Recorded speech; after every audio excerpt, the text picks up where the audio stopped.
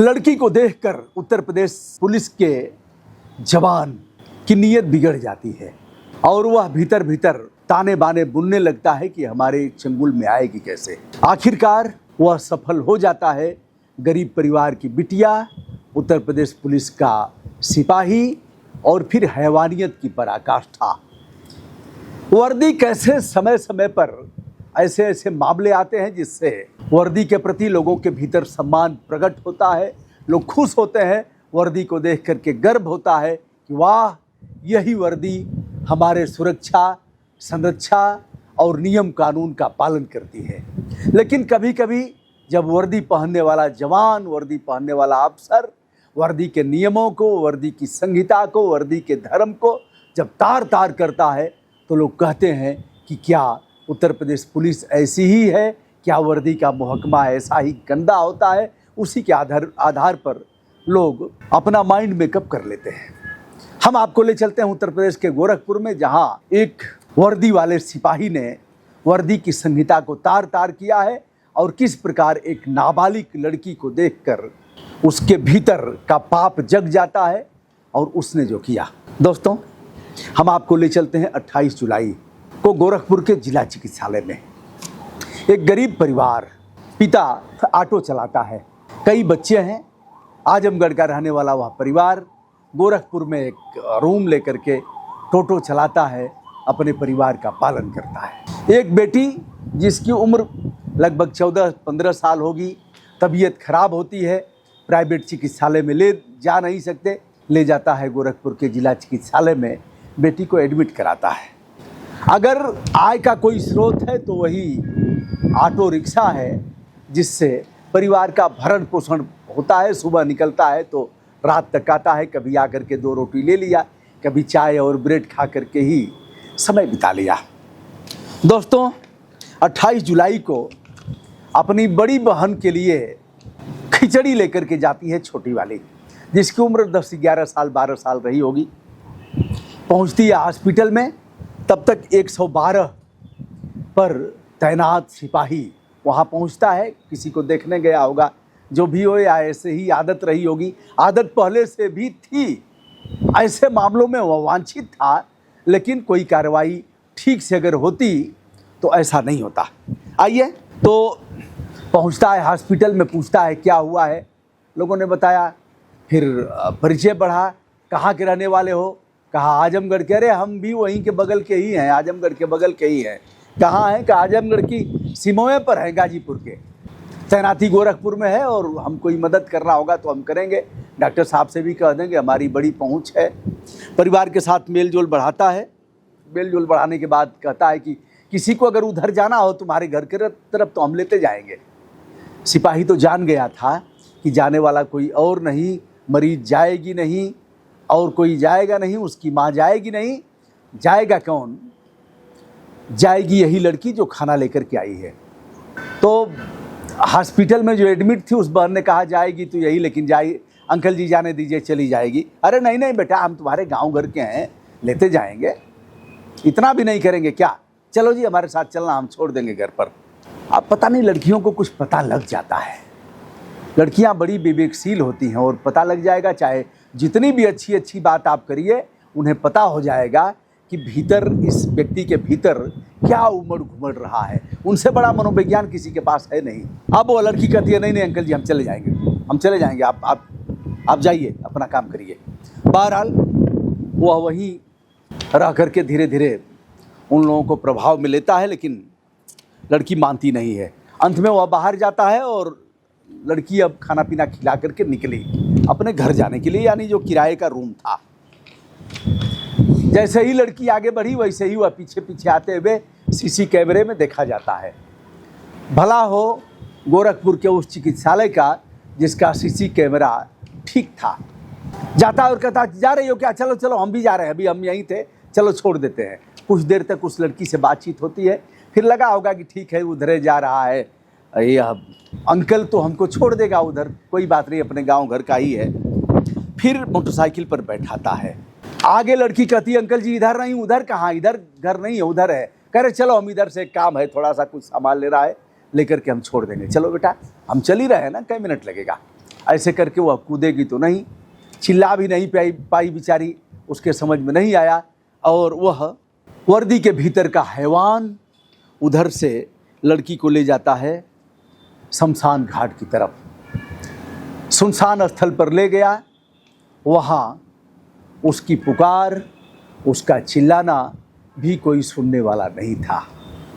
फिर तगड़ा था ही, वह बेजान गुड़िया कर ही क्या सकती है। फिर उसने अपना शिकार बनाया। शिकार बनाने के बाद उसकी जीवन लीला समाप्त करके फेंक दिया। अब दोस्त, हॉस्पिटल में मरीज और उसके साथ जो एक आध लोग रहे होंगे वह तो जान नहीं पाए, वह तो यही जाने कि घर चली गई। उधर बाप जब घर आया तो लड़की थी नहीं। फिर पता लगा कि अब कैसे पता किया जाए, का एक सिपाही था यहाँ, लेकिन वो तो चला गया था पहले ही। बहरहाल गुमशुदगी की रिपोर्ट दर्ज होती है। मामला गोरखपुर का था, मामला लड़की का था और मामला वायरल होगा, इसलिए पुलिस ने इस मामले में गुमशुदगी की रिपोर्ट दर्ज करने के बाद तत्काल सीसी फुटेज देखा, उसका वीडियो निकाला तो देखा गया कि एक वर्दीधारी सिपाही वहाँ मिलने गया है। फिर वह जब लड़की निकल रही है तो वही उसके पीछे पीछे आ रहा है, फिर बात कर रहा है। मोटरसाइकिल पर बैठते हुए उसे देखा गया है, मोटरसाइकिल का नंबर भी आया, उस सिपाही की शक्ल भी आई, ले जाते हुए देखा गया। अन्य सीसी कैमरे जो जिसकी तहकीकात की गई उसे भी निकाला गया। फिर पता लगा कि यह सिपाही यहीं का है, तैनाती इसकी 112 में है और पुलिस उसे अरेस्ट करती है। कौस्तुभ हैं वहाँ के एसएसपी, उन्होंने कई टीमें गठित किया और फिर सिपाही पकड़ा जाता है। सिपाही के साथ 3rd डिग्री का प्रयोग होता है क्योंकि इतना आसानी से बताएगा नहीं, और पुलिस की नाक कट रही थी, मामला गोरखपुर का था, इसलिए उन लोगों ने सारे यत्न अपनाए क्योंकि सिपाही को भी लंगड़ाते हुए देखा जा रहा था। यद्यपि सिपाही तो इनकी राइफल छीनेगा नहीं, सिपाही इनकी पिस्टल छीनेगा नहीं, सिपाही कमज़ोर है, वह छीन करके भागेगा नहीं, इनके ऊपर गोली चलाएगा नहीं, या हाथ दे करके रोकेंगे तो मोटरसाइकिल रोक लेगा, भागेगा नहीं और तमंचा से फायर करेगा नहीं।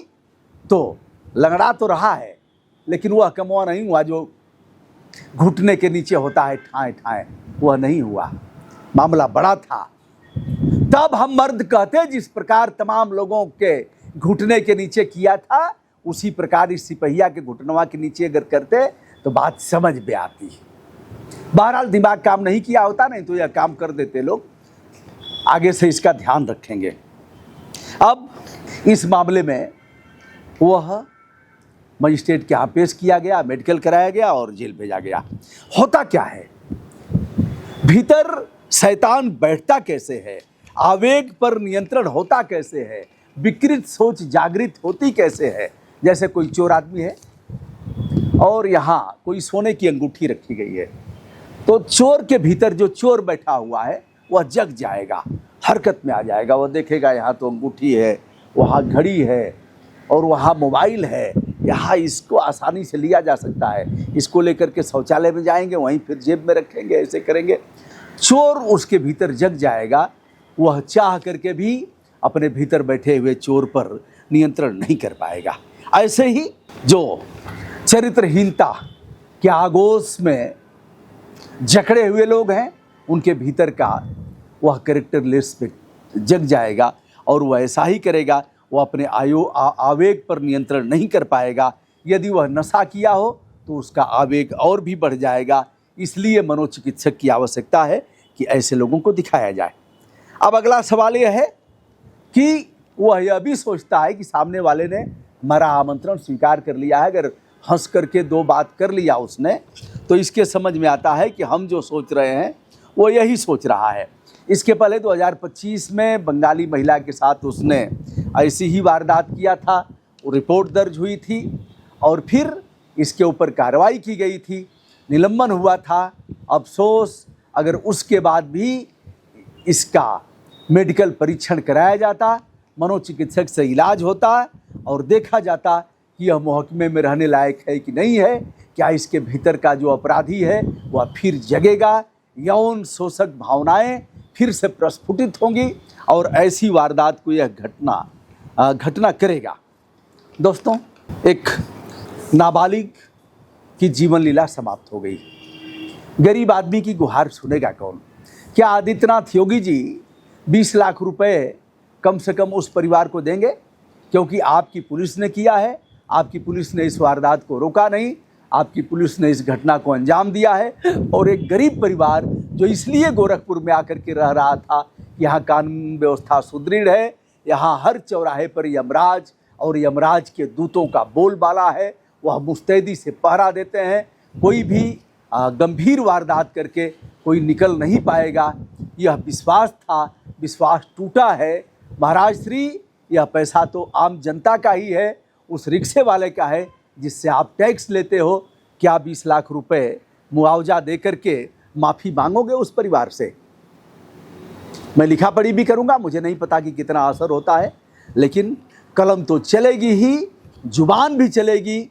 सत्य का अन्वेषण करना है, सत्य का प्रस्फुटन करना है और सत्यभाषी बनना है। सत्य चाहे बुरा लगे चाहे अच्छा लगे, लेकिन सत्य को ही परिभाषित करना है। दोस्तों, मैं हूं ब्रजभूषण दुबे। संपूर्ण विनम्रता के साथ देश विदेश से जुड़े हुए हमारे आदरणीय दोस्त हैं, उनको अपना प्रणाम निवेदित करते हुए ये अनुरोध करता हूं कि आपके कमेंट इस पर आएँ निष्पक्ष भाव से और हमें हमारा मार्गदर्शन भी करें कि आगे और क्या करना चाहिए। प्रणाम, नमस्ते, बहुत बहुत बधाई।